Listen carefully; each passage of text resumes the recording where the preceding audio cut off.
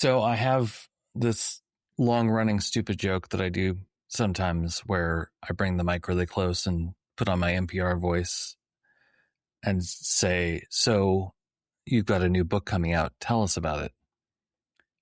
But I get to kind of do that for real this time because you said you are writing a book. I am, yes, in the very I won't early subject you stages. to the voice, but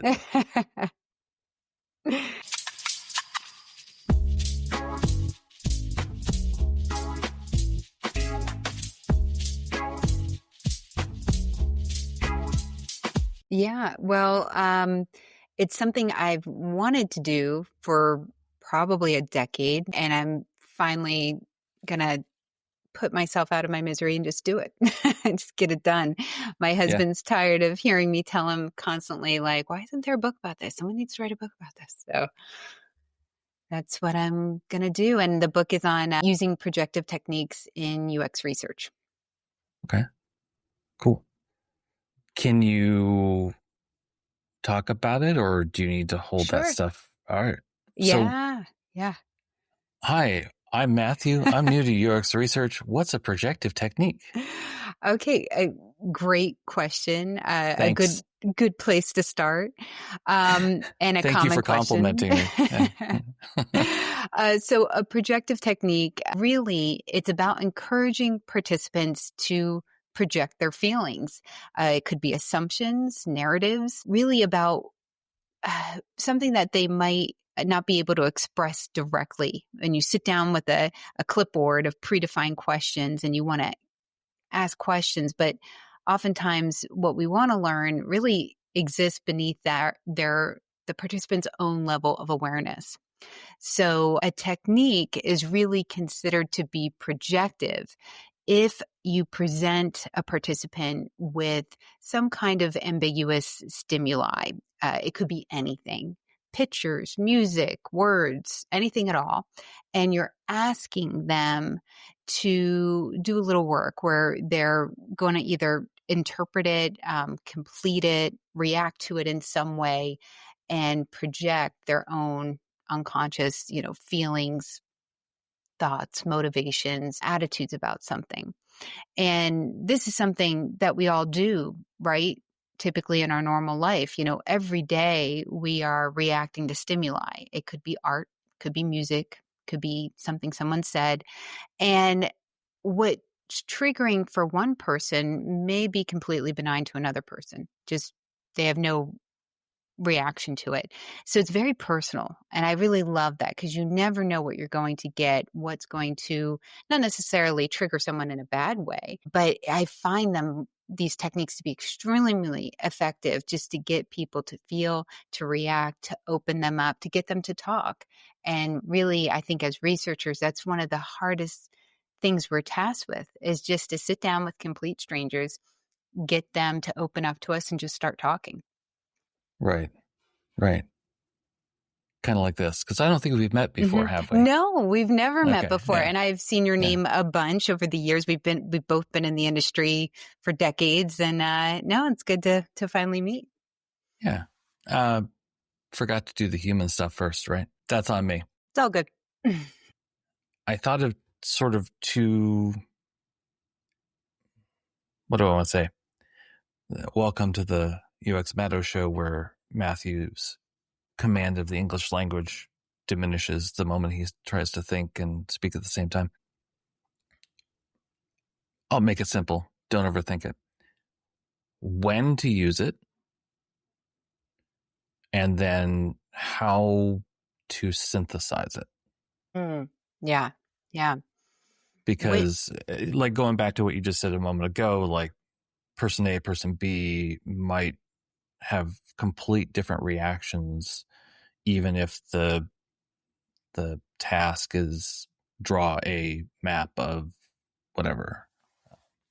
Yeah, no, great question. So with when to use it, I find it highly effective when you need to talk to people about something that's hard to get them to open up about, especially to someone they don't know. It could be highly sensitive topics. I've done exercises that are projective with people about their health concerns. I've talked to women about their menstrual cycles, things like that. It's like, hey, tell me all about this personal stuff. Something that's taboo, that's politics. It's been great to use in that regard. But I've also, on the flip side, done it on very just, topics that anybody can talk about. I've worked with the Pennsylvania Department of Transportation and had to do a study on how people felt about their commutes. And we used a projective technique to get them talking about that, which was really fun. I did not need necessarily to use a projective technique for that. I could have simply asked it. But it's an activity. For that one, we used one of my favorite projective techniques, which is collaging or collage building. And we Hmm. simply have a participant sit down, look at a whole bunch of different random images, the 300 images in a pool. There's no themes in them or anything like that, and have them pick out images that reflect their experience with a product, a service, anything at all, and then write a little caption as to why they chose that image. And building that collage, it's a fun activity. It gets them using their hands, which I think just unlocks different things in their brain, gets them thinking in a different way, and it takes them right back to childhood. And then they have this thing that they're kind of proud of, and they're like, okay, tell me about it, and let's just talk about it. And it's just a great way to just kick off a conversation. And I think that it's nice because it's participant led. So I'm not the one predetermining the outcome of Yeah. the interview. It can go anywhere. And I just love that. And they're leading it. So oftentimes, if you are using it for sensitive information, uh, sometimes they can be so effective where they're easily talking about something with a complete stranger and you can see them almost like, do I really want to go here? And you have to check in with them because I think sometimes I often say they can open up a door rather easily and walk through it and they're not so sure they really want to yet. Yeah. So you kind of have to be careful with that. But it can be used in either case, whether it's really sensitive information or not. But you mentioned one of the hardest things, I think, with qualitative research in general is just analysis. You don't know what you're going to learn. And in that regard, it's not an easy thing to conduct analysis on. But your end goal is the same. What is someone's pain point with X? What are their unmet Hmm. needs? What are those unconscious desires, needs, motivations that we're trying to get to? And if done well, you probably will get to that. It might be harder to get themes because people are so individual, depending on Hmm. how many people you talk to, how it's segmented or not. You may or may not get there to the point of theming it, but you will no doubt get good data, I think, from it. But it's hard to get to the numbers, and sometimes people want numbers, which we Yeah. often have to explain is not the goal of qualitative research. Right. Yeah. Yeah. Yeah. I talked to somebody recently and I brought up there usually isn't budget for numbers. It's like Hmm. if you want that p value, then you're going to talk to 1,053 people, right? No, It's you don't have impossible. budget for that? Okay. Yeah. Then well, 5 is fine. Yeah. Yeah. Right. I mean, or whatever number you are going for. But yeah, so what I'm hearing, and correct me if I'm getting it wrong, is this is a generative technique, not an evaluative one, or could it be It evaluative? There are different projective techniques for evaluative. For instance, you could do emotional mapping. So as somebody's going Okay. through an experience using a product, trying to accomplish a task, simple usability test, sometimes I like to do mini screenshots of the flow and like on a Miro board, and I'll have this array of emojis next to it and just have them drag and drop. How did you feel at each point? If it's not obvious, sometimes as they're going through it, verbalizing it beautifully, Right. it's not needed. Sometimes it gets them to look a little closer at it, or they pick an emoji or put a caption on it, almost like they would with a collage, that really sparks a deeper conversation. So if there's a particular area that the product managers, the designers, the developers are really like, what are they really thinking here? I can probe a little bit further in a fun way, because Mm-hmm. everybody likes reacting to the emojis. So that's one way you could use it for Right. evaluative. So, okay. Sorry, I get a little nerdy excited here. One, Hmm. I truly hope you're including the poop emoji. Yeah. Yeah. Um, Oh, yeah. and and two, when you do that in an evaluative setting, are you doing that aspect of the exercise step by step? Yeah.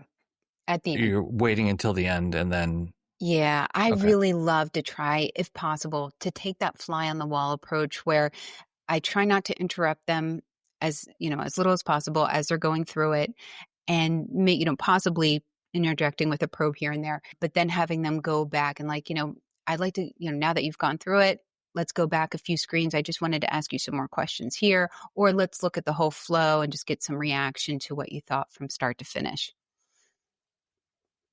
All right. So techniques fitting in generative, evaluative, where do you feel like you get the most value out of it? Yeah, there's a lot of benefits to using projective techniques. Really, people just aren't good about talking about their feelings and self-reporting behavior. We all know that can be distorted. But really just getting people to open up and to talk. These exercises that we're having participants do with these techniques, really, they become conversation starters, right? Uh, it, whatever they create or whatever they're reacting to, it kickstarts a whole discussion. So that's really where the benefit is. If I sit down with the direct questions that I want to ask them, if I say, do you find that confusing? They could say, not really. It's like, all right, was that helpful? Did that really get to it? No. But if I say something, maybe using a metaphor projective technique, like if this app were a coworker, what kind would it be? And they say something like, oh, it would be like the micromanaging nightmare. Okay, let's talk a little bit more about that. That opens up kind of a whole can of worms there, a whole nother line of questioning that we could go down. But I think we assume that we can just ask anything about someone's experience and that they will actually have an answer. Oftentimes, they don't even know. They have no Yeah. clue really how they feel about it. And if they do, sometimes they have a very hard time articulating it and finding the vocabulary for it until they have something to react to. So that's why I think these techniques have been used for hundreds of years with going back to Young, Freudian, when we were trying to figure out people's personalities and trying to get people to or trying to assess people's personalities. That's where they've been used for a long time. We've used Mm-hmm. them in marketing, business leadership, all sorts of facets, ethnography, anthropology for sure. Just different industries have used projective techniques. And it's always surprised me how it's right there. It's right there in the market research world, which we borrow from a lot in UX research. And yet it is just so underutilized. And I was first introduced to it by another researcher in, I think it was 2006 or 7. And he introduced collaging to me, and that just lit me up. I was like, this is amazing. And I didn't realize how much more you could get out of someone if you didn't have this list of questions and just kind of let it flow and through an exercise. And I've always been surprised that I'm like, well, someone's going to write about this. Someone's going to do some more research here and it'll get around. Nobody does. I never find any material on it. So I started speaking about it a lot in 2011. I think I gave my first talk and workshop on it and just kept talking about it. But I always kept saying, like, I just don't know why someone doesn't write about this. And so I'm like, well, Mm-hmm. I'll do it. Good. I'm glad you're doing Yeah. it. Yeah. Thanks. Yeah. It's funny because I think, beyond the high level descriptors of some of the methods that get used in research, like generative and evaluative, I think when I first started, and maybe this is just I have a terrible memory, but I don't feel like we had a lot of names for things. And so I've always thought of it as just stuff that I can do if I need to do it. And I remember we were trying to make a point about the website and how it was organized, because everything was organized around the lines of business. Everything was separated. So we had people draw maps or I presented it as a map, like a site map, but like they could really draw anything they wanted of like, what is this company? How do you think of this company? And it was just almost everybody was just this blob with, like, here's some stuff. And the company was just so very focused on like, we're this, separate. And from a legal standpoint, sure. But from the people who were using the website, like they didn't make that distinction. And it was, again, it's like from your description, I would describe that as a projective technique. It's also like dipping its toes into mental model, which, there's no, I've had this discussion many, many times. And I find like we have all these methods and tools available to us. I find myself using the same select few mostly, but I think, to your point at the top, like when you get into sensitive areas, when you get into especially moments where people say like, oh, I hadn't really thought about it before. And then they sit there silently thinking, hopefully, as opposed to, when do I get my check? You're right. I feel like projective techniques are something that you could use both ad hoc in moments like that. Like, and this just for the newbies and the people who've been doing it for a while who disagree with me, a discussion guide is a guide. It's not a script. Just throwing that out there. You can deviate from it. It's okay. There are times when you need to deviate from your discussion to do something a bit different to engage with your participant. And I feel like being prepared to do a projective technique in just a qualitative interview setting is appropriate, and also doing them very purposefully, of course. Yeah, absolutely. No, what you said reminded me, I didn't even explain really how many different types of projective techniques there are. And there are so many that are right there at our fingertips that we can just throw in ad hoc, like you said, when needed. And I think one of the best are doing some kind of word association, sentence completion techniques are great. You could just simply ask someone, using this app makes me feel, and have them fill in the blank. Or, when I have to switch devices to do this task, I feel X, or the first word that comes to mind when you realize you have to use X is what? It just throwing that in gets participants thinking a little differently. And it can really be, I think, surprising too. Uh, but the different techniques that there are different categories, right? So there's the association techniques like word association. Image association would be like collaging, picking out an image that represents how you feel, or a word. Product reaction cards are great. I like to have them kind of in my back pocket.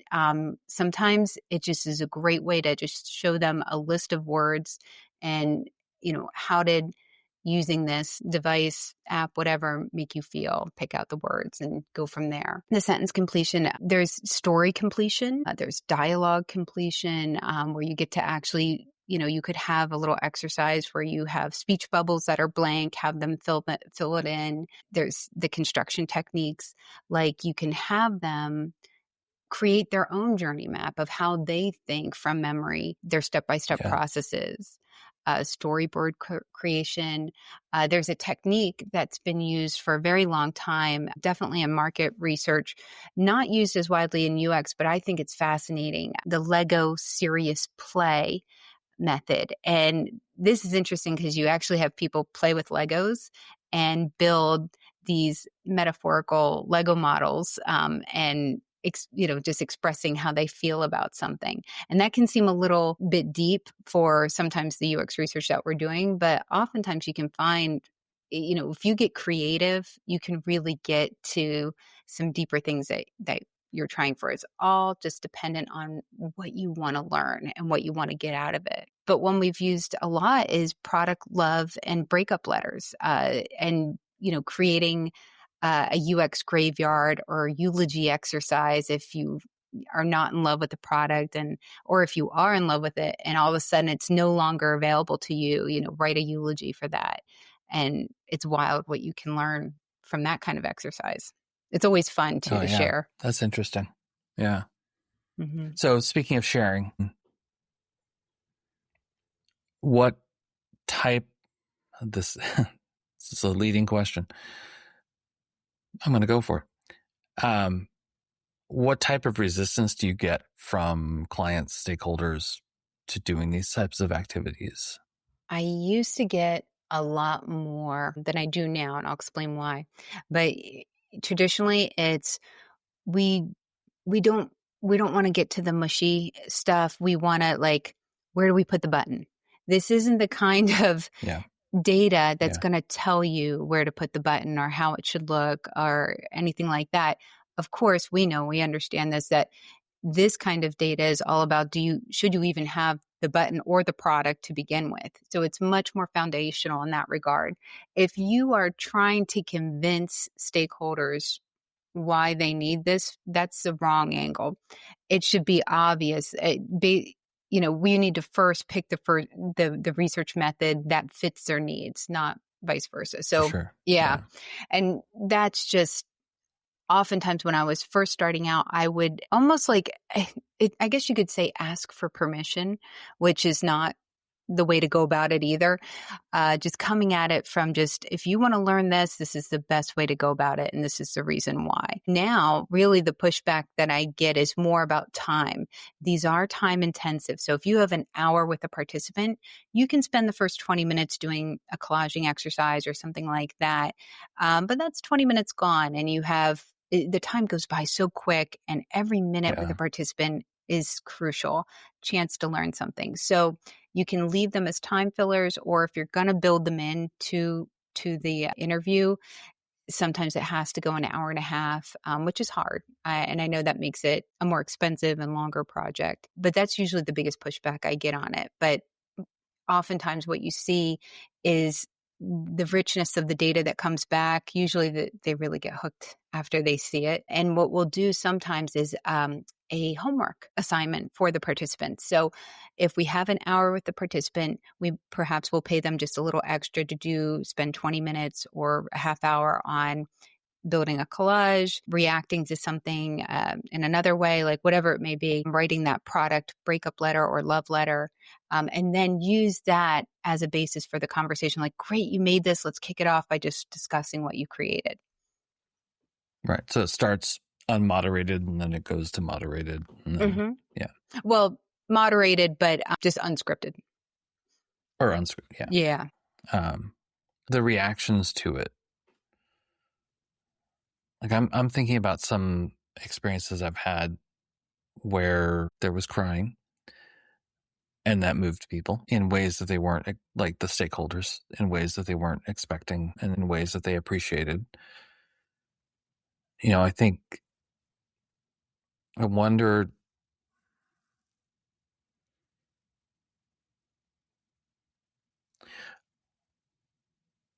editing Matthew will take this part out while That's I'm okay. thinking. Of course, now that I've said that, future me is going to leave it in to embarrass me. Where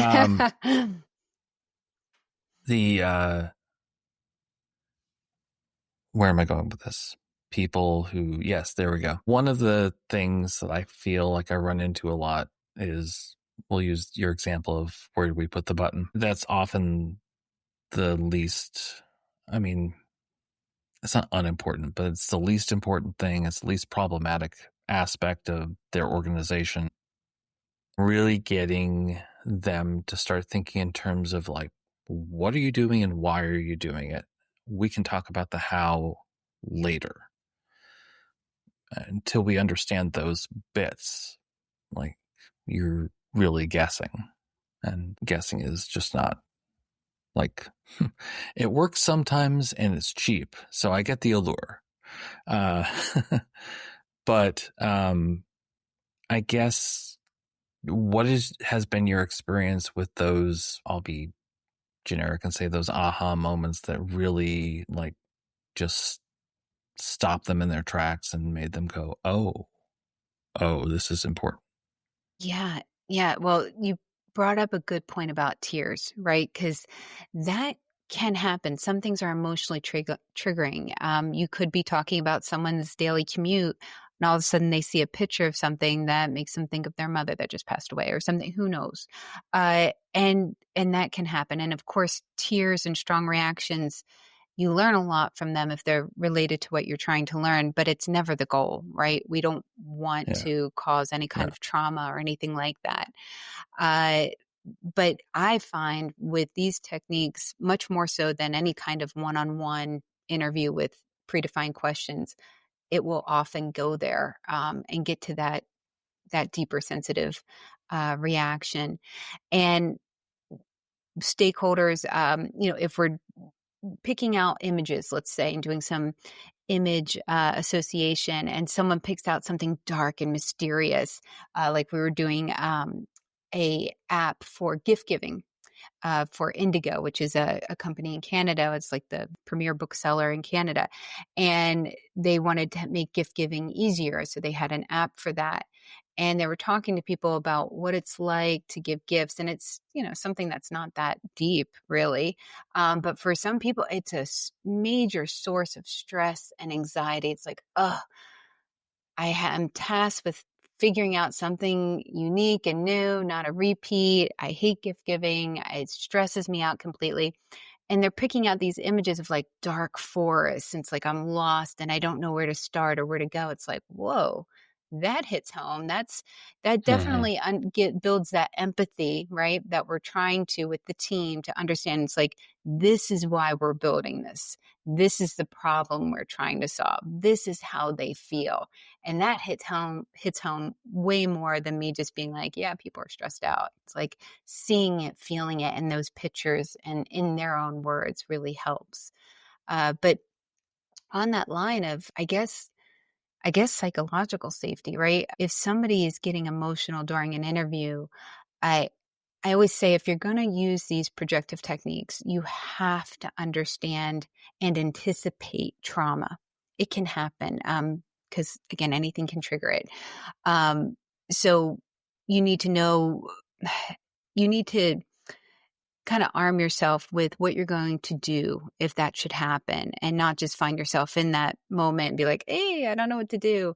Right. Sometimes if it's heavy stuff, actually building into the project a social worker, having them temporarily join the team and kind of co-lead the interviews with you. So if something should happen, you can have someone that can take over. That's for very heavy topics, not your typical product research sessions. But I think it goes a long way just being transparent and upfront about what topics you will and you will not be covering to put them at ease. Mm-hmm. Yeah. Um, and asking for consent continually. Sometimes we think, we've done our job, we've checked off our list, like, yep, we've asked for Yeah, they signed the consent. form. Hmm. Yeah. Yeah. But then We're you good. see them getting uncomfortable and perhaps emotional during the interview. You've got to check in throughout and just make sure, are you really okay? Are you comfortable continuing? Because we can stop, and making sure they know that that's always an option. And having that contingency plan if they are triggered and they do want to stop, and having some resources ready for them if they do need to talk to someone afterwards, that can go a real long way. Yeah.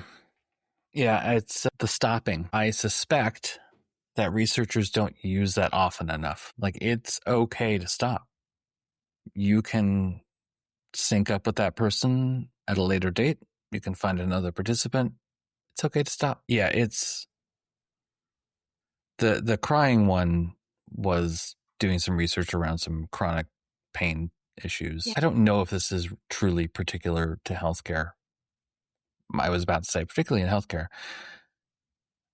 But in my experience with healthcare projects, people will, like, they're not there for the money. They're there because they want to help make this system better for their future selves or the people who are coming after them. Like that, I've found to be the primary motivation. So true. Even though I don't think that they don't necessarily always articulate it that way, but I think, I mean, I know for sure there are some things I should have stopped, but they were like, no, no, no, let's keep going. Let's keep going. Ultimately, I try and go on the side of believing them when they're telling me and letting them be in charge. But yeah, because they want to help, right? And it isn't just about the whatever check that they're going to get at the end of it. But I think you're right. Like really having a plan from the start of how you're going to support these people beyond giving them their check. Yeah. Yeah. Especially for these more sensitive topic areas.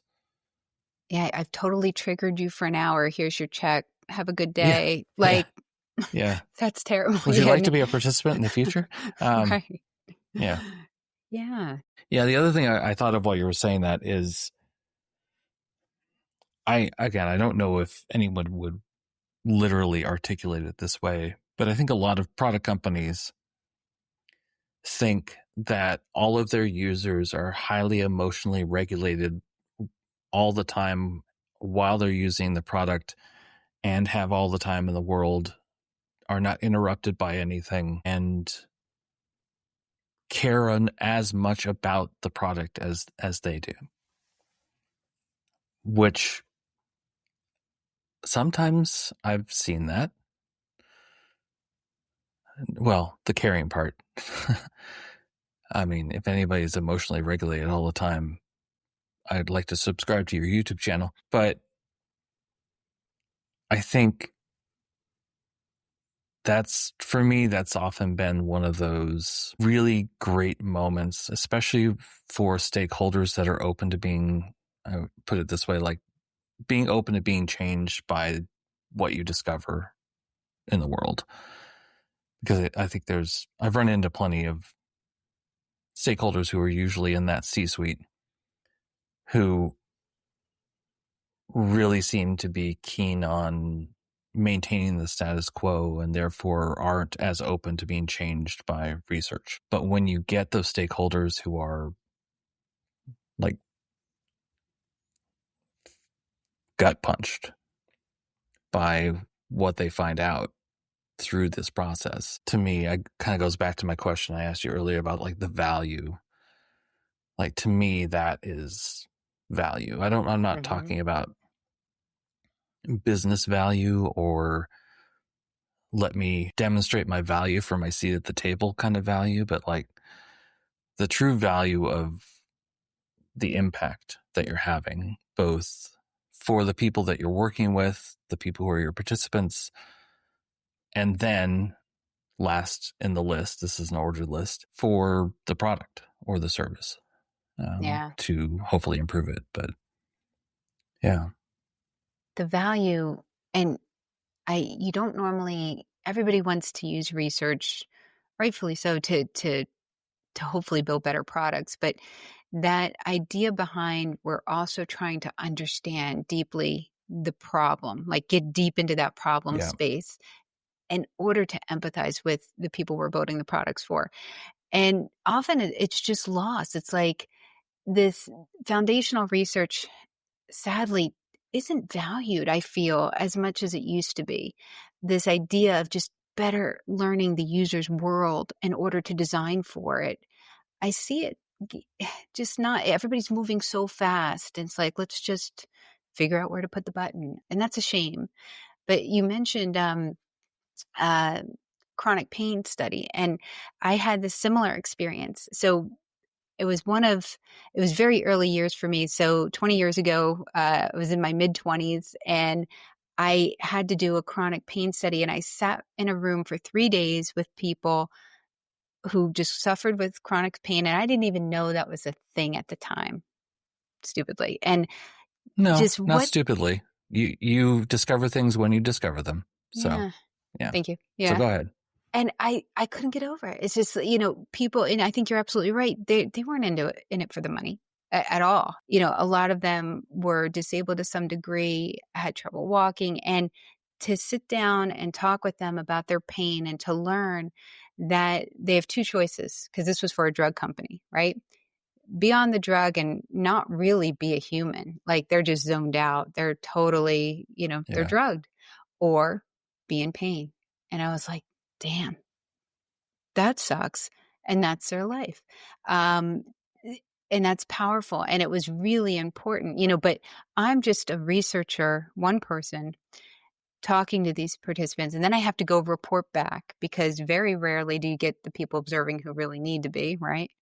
And I have to relay that in some way, some shape or form, like what I felt, what hit home for me, and get it to hit home for them. And that's really hard. It's so hard. I think our jobs are just really hard. We have to get that story. That's difficult in and of itself. And then we have to relay it in a way that gets them to act, that gets them motivated to make the right decisions for the right reasons. But then carefully balance it with business objectives. It's like, it'll be good for the business too, right? Like, it's not just about the user, because we know that that's not all that they care about. And it's a tough juggling act. Yeah. Yeah. Yeah. You just said something there that I've been really thinking a lot about lately, is getting them to act, getting them, I don't think you said this word, but like getting them to care. And I think particularly around getting them to act, this is a feeling statement, and it's something that I'm looking into, but so, I will be open to being changed by what I discover. But until then, I feel like in order for research, big R research, to get a seat at the table, be taken more seriously, whatever, a level of small a academic rigor has been applied to the profession, to the activities, in order to be to deliver, quote unquote, the truth within the context of the study. And I think that has led a lot of people who do research to be these neutral arbiters of what happened. So I'm reporting. This is my report. This is what I found out. Here are some suggestions. Good luck, everybody. And I feel like it's not everybody, obviously, but I feel like that has been a professional disservice to, within the context of business, not academia, to the customers, internal and external. I really feel like we need to take a stand on these things. Take into consideration what the business objectives are, obviously. Take into consideration what the motivations, behaviors, constraints, etc. of the users are. But at the end of it, lead people to the path that they need to go down. And I want to see that more often from people. Yeah. Sorry, soapbox over. No, needed. For now. Yeah. I agree. I agree completely. It's just something's getting lost right now. And I think it's just we're moving too fast. That time for research is getting harder and harder. Um, and even just having actual researchers do the research, right? Mm-hmm. So often now it's people who do research. It's product managers also putting on the research hat, designers also putting on the research hat, which is fine. It can be okay to a Mhm. degree, but that's not their that's not their bread and butter. It's not what they have passion about. It's not what they want to do. They're overloaded to begin with. So we know shortcuts Yeah. are being taken. We know that the rigor is not there. And, I think I can understand that sometimes we can't go as in depth and spend as much time as we need to.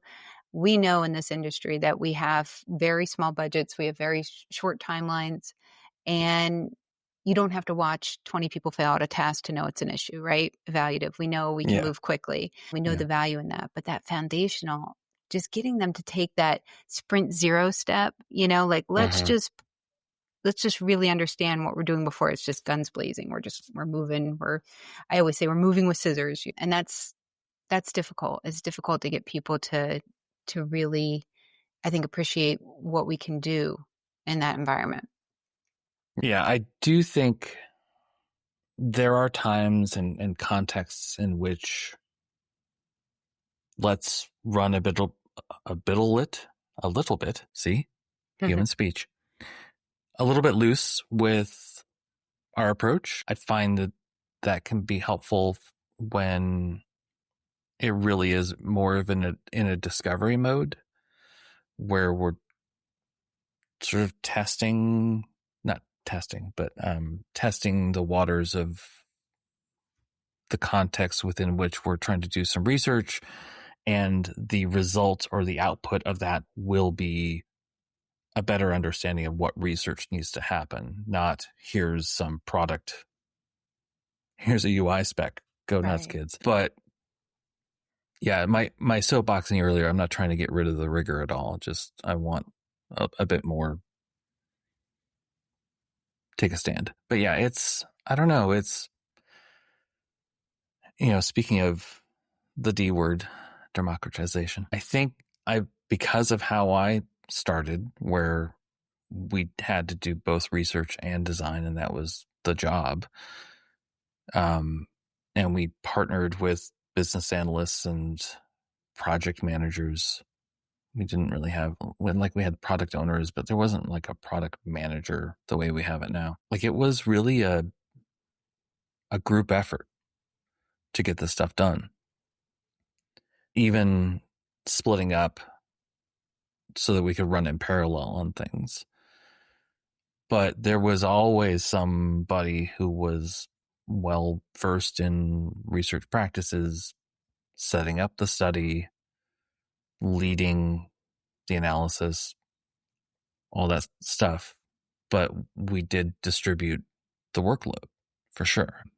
And so when I look at what I see as fear of democratization and fear of, oh, they're taking our jobs away from us, like I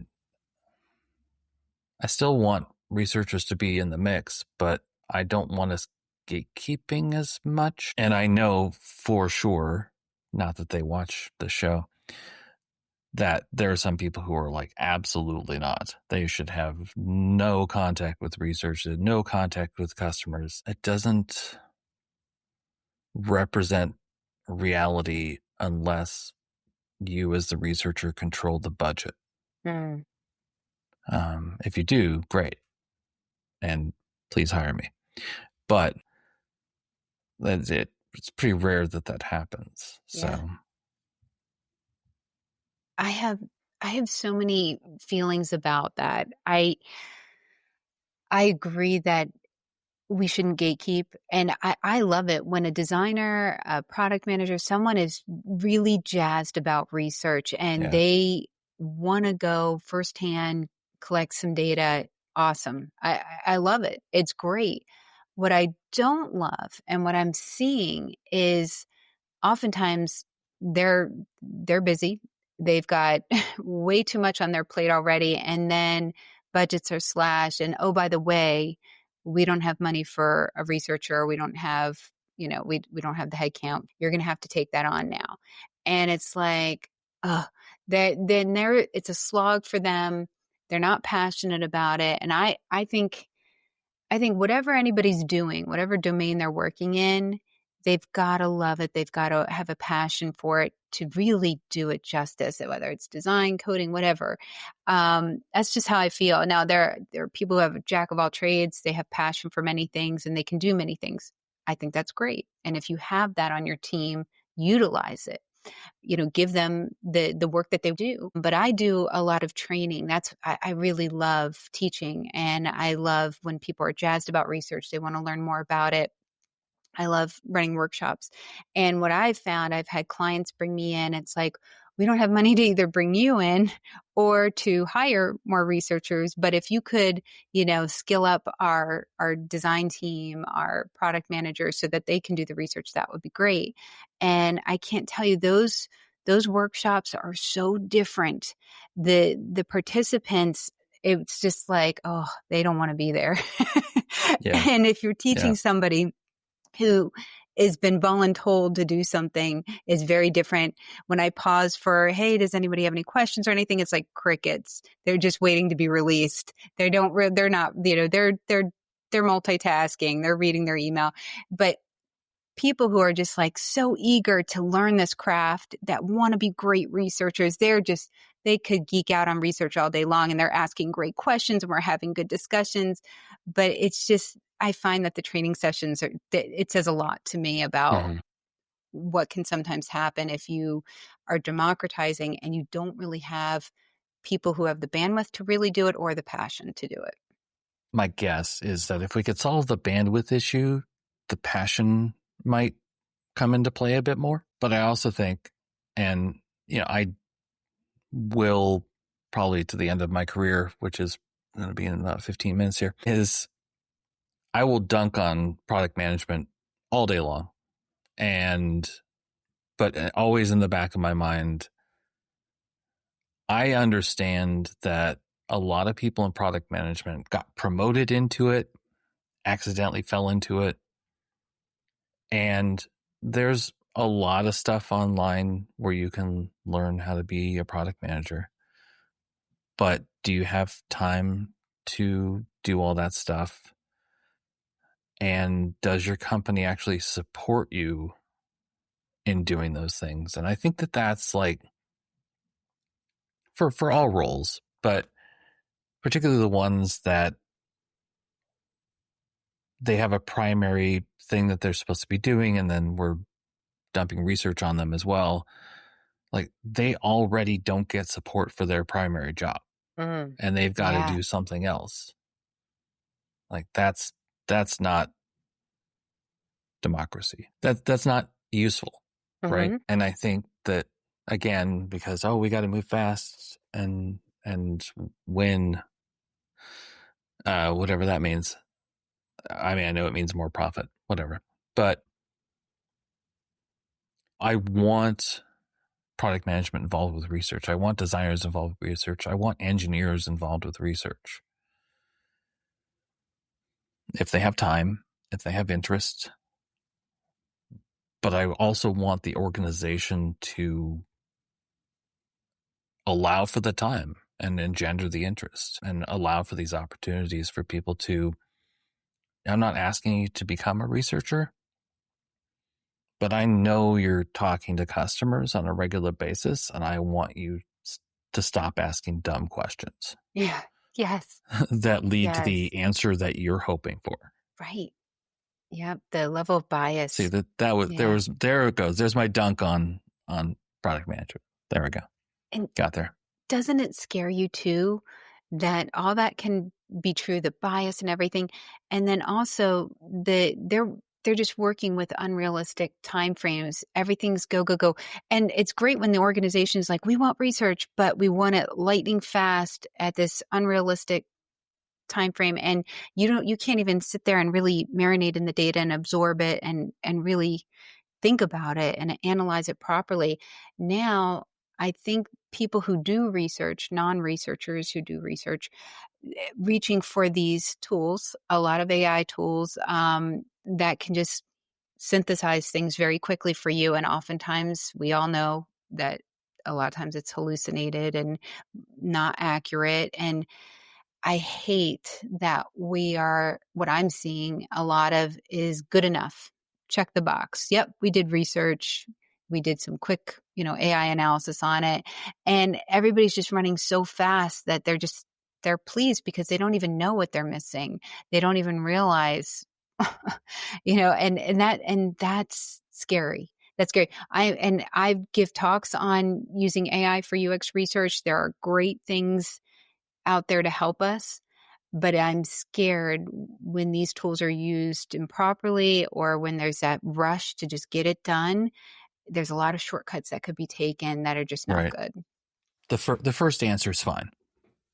Because, I'm saying that sarcastically. Like, whatever the AI comes with, the first answer is fine. Let's go Right. with that. Yeah. It doesn't matter that maybe my prompt was not as elegant as it could have been, or adroit, or contextually interesting. Yeah.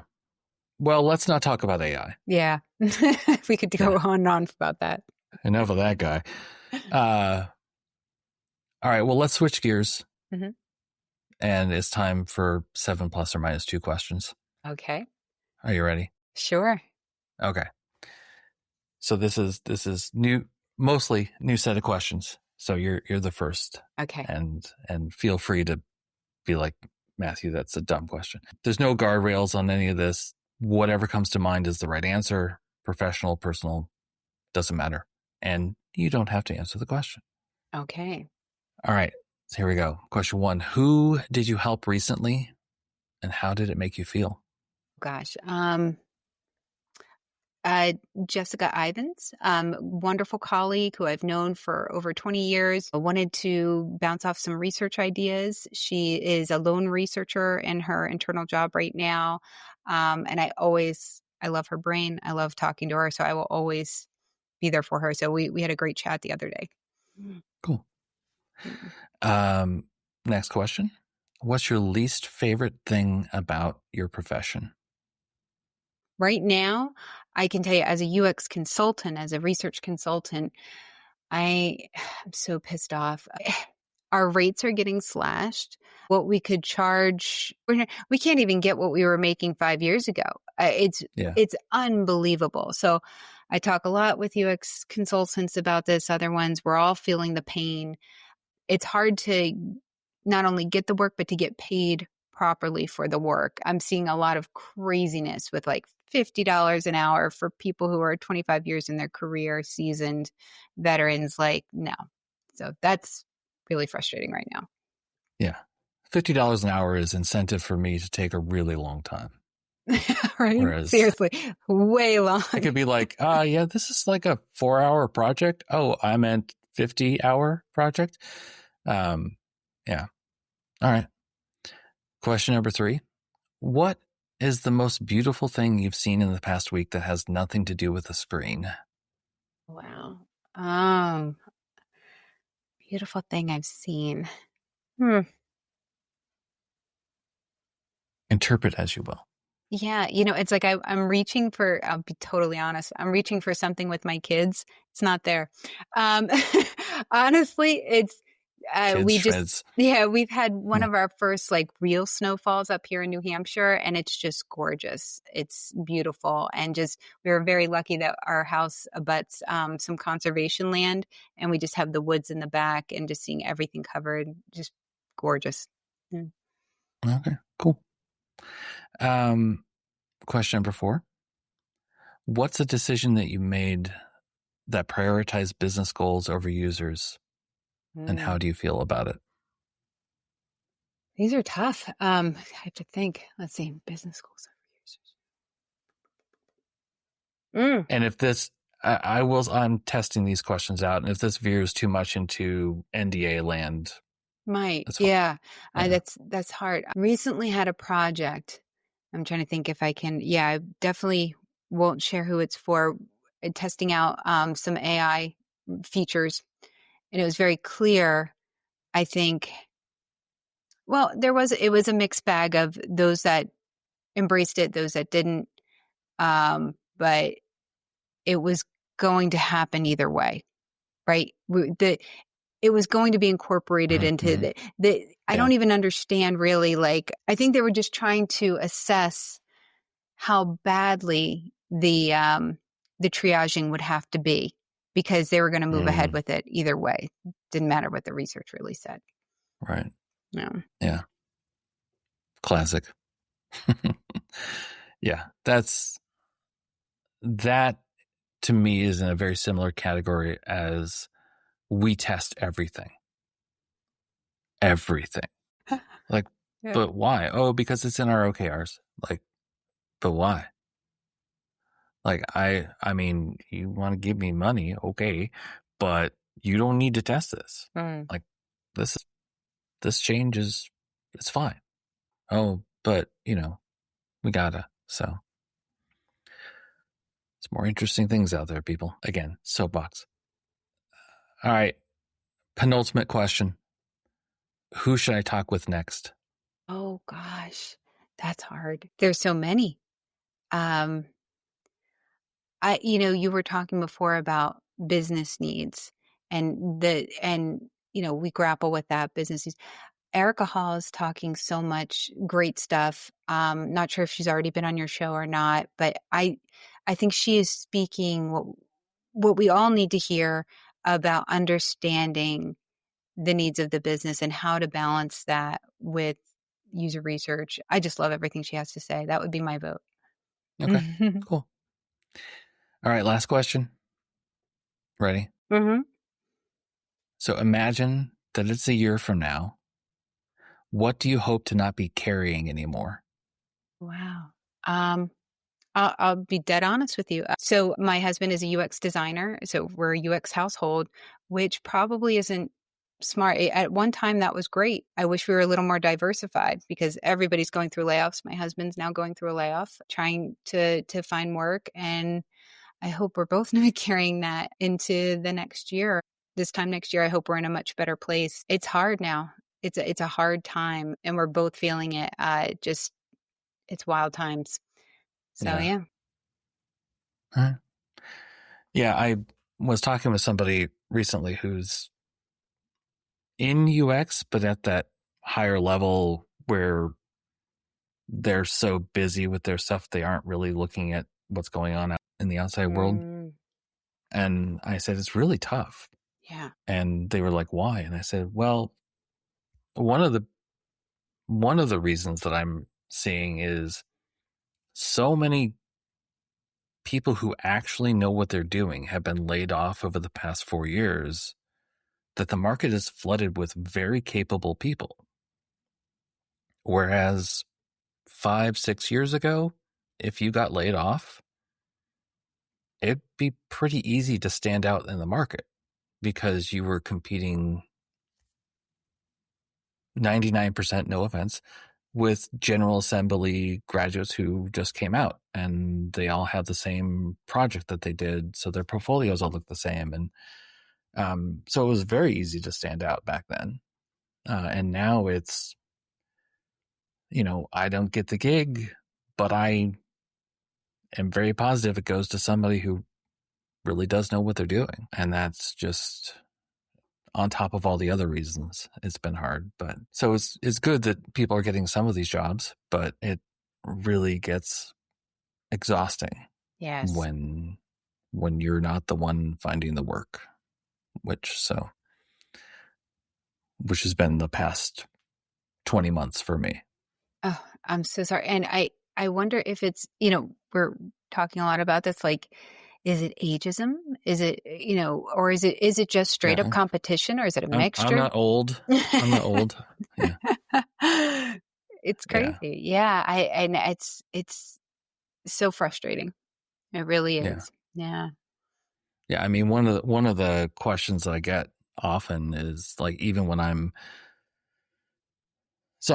looking for project work, looking for internal work, just work, please. But like a couple of principal staff IC positions where I've been a director before, and people are like, "Oh, do you really want to step down?" And I think that's like, there's so much investment in hierarchy and in moving up in your career that it's like, it's never been something that's really that I've been interested in beyond the ability to have an impact broader more broadly across an organization. But yeah, so I think it's like they see somebody with my career looking for an IC role and they're like, oh, we can't pay him enough, or he Right. won't do what we tell him to do. Because I think a lot of the IC roles, companies really look for the person inhabiting that role to produce what they're told to produce. Yeah. And I suspect people who have been around for a while don't like to do that because they have seen it before and they know there are better ways of working. So yeah, so I think it's not like, hey, you old, you're out. Mm-hmm. But I think ultimately that is what it is for a lot of people. So yay. I know. Here's a lesson, kids. You'll be over 50 someday, probably. Right. Plan accordingly. Right. Yeah. Diversify your household is what I'm hearing from you. Seriously. Yeah. Yeah. Anyway. All right. Well, let's stop talking.